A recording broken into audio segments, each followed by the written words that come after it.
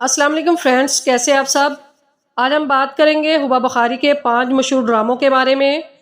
اس سے پہلے اگر آپ ہمارے چینل پر نئے ہیں تو ہمارے چینل کو سبسکرائب کر لیں۔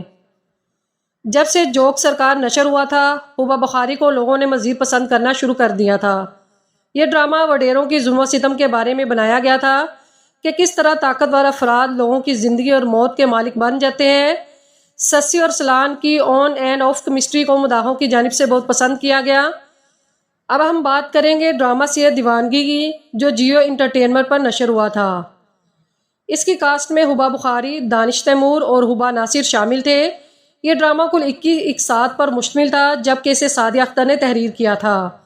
نگین کا سلطان درانی سے محبت کے اعتراف سے انکار اور سلطان کی نگین کے لیے بڑھتی دیوانگی نے آخرکار سلطان کو موت کے منہ تک پہنچا دیا تھا۔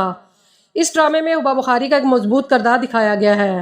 نمبر 2 پہ ہے بولی بانو۔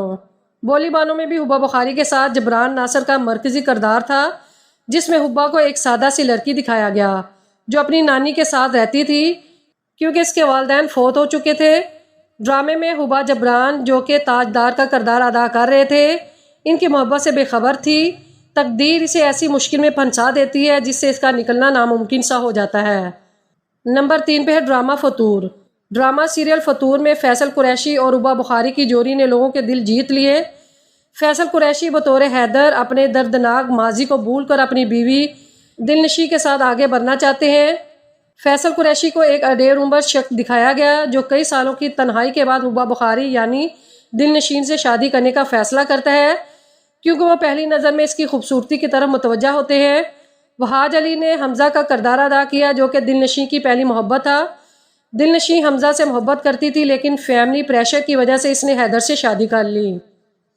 اب بات کرتے ہیں اس ڈرامے کی جو آج کل مداحوں کا فیورٹ بنا ہوا ہے، جو کہ ہے جاں نثار۔ کہا جا رہا تھا کہ یہ ڈرامہ کئی سال پہلے نشر ہونے والا ڈرامہ سیریل دیوانگی کا سیکول ہے، کیونکہ دونوں ڈراموں کی مین کاسٹ اور سٹوری کافی ملتی جلتی ہے۔ اس ڈرامے میں دکھایا جا رہا ہے کہ کس طرح نوشیروہ اپنی محبت کو حاصل کرنے کے لیے ہر ایک سے لڑتا ہے اور آخرکار اپنی محبت کو حاصل کر لیتا ہے۔